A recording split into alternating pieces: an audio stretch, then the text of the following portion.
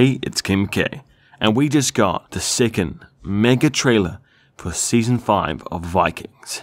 We got so much in this one. We got a release date for the 29th of November, we got a whole bunch of more reinforcement on the footage we saw in the last trailer, and so much new stuff. So we're going to break down everything we saw in this trailer bit by bit, and see what it could tell us about the new season of Vikings. You are Ivar, son of Ragnar Lothbrok, and many fear you. So we start the trailer off again with a reminder of the death of Sigurd that we got in the last season. Now, Vikings has never been a 100% historically accurate show, and it's very hard to be accurate in the time period they're trying to portray. So it seems the show has really amped up their creative freedoms, changing up the entire history of Sigurd's character and how he was supposed to become a king of Denmark, and heavily impact the history of that country. And as well, we see the Knights Templar's crosses on shields, and this figure kind of popping up all over the place, and this is not supposed to happen for another 300 years. So because of this, I like to review Vikings like any other fictional TV show. I can use the history to somewhat give me a guideline, but I like to prefer to look at the foreshadowing, what we could see in the character development, and try to see if we can get any answers from that, rather than just looking at historical texts and guessing if they're going to put it in or not. So the voiceover here could be coming from King Harald.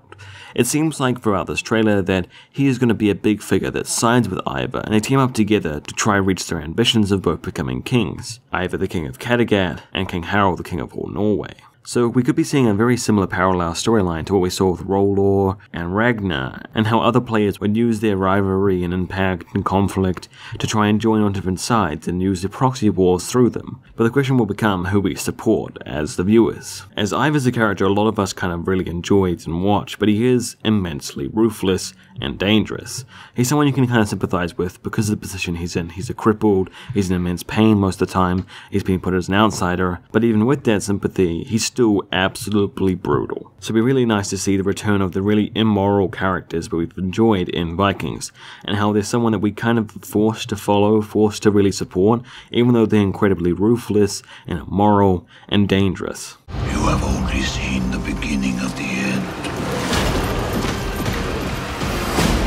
The consequences of Ragnar's death are not yet played out.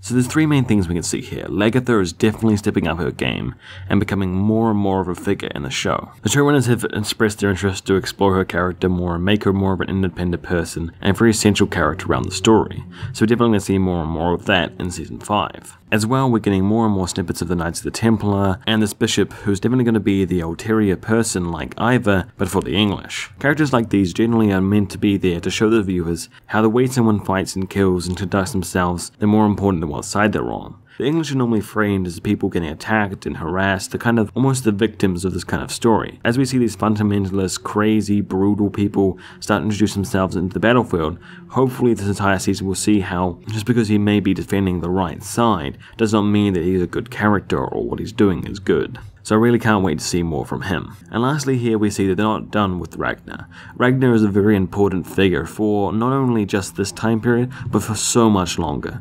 His legendary figure and the feats he achieved in his life will go on to impact not only the individual characters we follow, but everyone for a very long time in this entire universe. So I hope we get some kind of like flashbacks or a little imagery from Travis, because he's an amazing actor and his characters are great. Prepare yourself.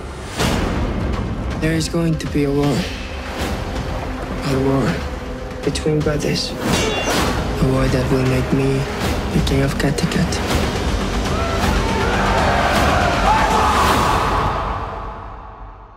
So here we begin to see how there's going to be a lot more battle this season than any of the other seasons we've had in the past. Now the way they're editing this is trying to make it very hard for us to establish who's fighting who. We see shots of the Wessex forces and Adelwulf, and then this bishop and his Knights of Templar. They both seem to be in like cloudy, misty areas inside of castle area, but are they fighting each other? Are they working together? Are they fighting different battles at different places? We don't know. So Vikings are definitely keeping their cards to their chest about this, but they're being very clear about the conflict to come between the sons of Ragnar. So far it seems the narrative will be Lager versus Ivar, Ubba versus Ivar, with Björn staying out of the mix and returning to the Mediterranean. So it seems from the narration that Ivar is completely happy to fight his brothers for power. He's already killed Sigurd, And though he may have some remorse for what he has done, it's definitely going to harden him more than soften him. To get over the fact that he killed his own brother, he's going to have to isolate the feelings of empathy towards them. He's going to have to convince himself that fighting his brothers, killing his brothers, is okay for power. So definitely that conflict is going to be driven by Ivar, not Ubba. Also, that really loud Ivar right at the end really remind me of when Ragnar was floating away in his boat, screaming at Rolor for the betrayal he had done to him for beating off his forces in Paris. It was that heartbreak, that final moment where the brotherhood bond was entirely snapped. So it'll be really interesting to see how the entire conflict ends out. Will someone die like Ivar or Ubba? Who will be the person prophesied to kill Lagertha? And what will happen to the supporters of Lagertha?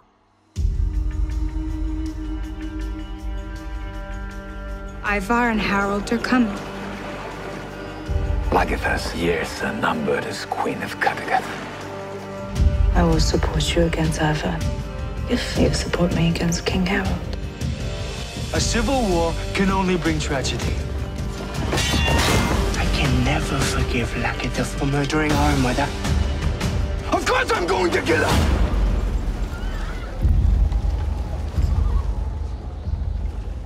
You can try.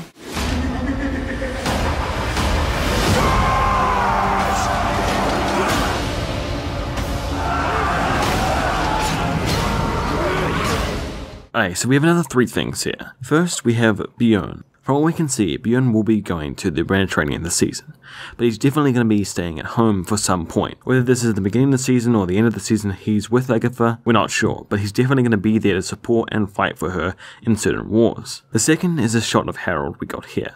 Now Harald has quite a few shots with him and Ivar just talking around, discussing. They're clearly going to be supporting each other this entire season. But we have this shot here where it looks like he's almost been in a fight and defeated, but escaped with his life. So personally, I think that if there's going to be a fight between 2 Viking forces, it's going to be with Harald's army and forces versus Lagertha without Ivar being there at all. And it's possible that in this initial fight, King Harald loses, but survives with his life.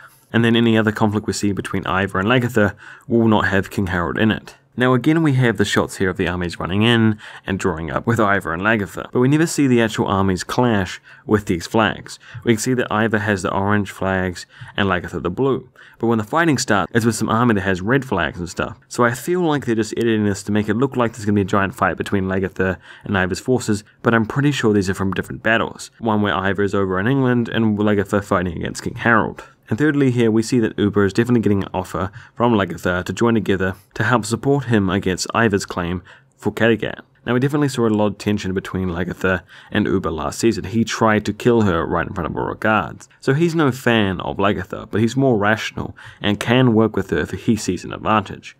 So it'll be really interesting to see how that plays out.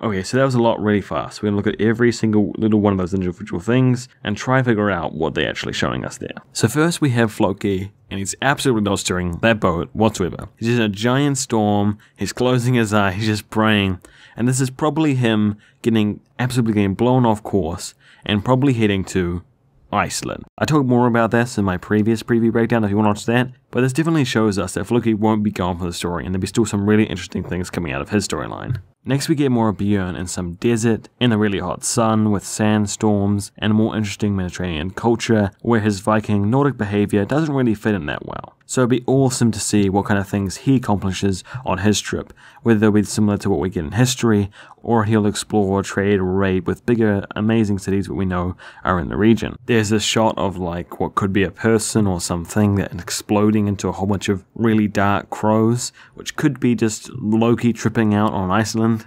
There's Ada Wolf and the remaining of the English forces hiding out in the swamplands of England, which if you've watched The Last Kingdom is something you're a little bit familiar with. More fighting, death, blood, Ivar going crazy, and what could be a very big spoiler of that Bishop character already being defeated. So, thanks Vikings. And of course, it wouldn't be Vikings without ending with at least some little snippet of raunchy sex. So that's it. November 29th, 2017. Vikings Season 5. It should be epic, bloody, awesome and everything we've been looking forward to for quite some time. See you guys there for more teasers, trailers, breakdowns, theories, everything. So make sure to subscribe so you can get all that when I release it, as well as tell me your thoughts about this trailer and the coming season in the comment section below. If I get enough questions, I might make a Q&A for this trailer. Hey, it's King McKay.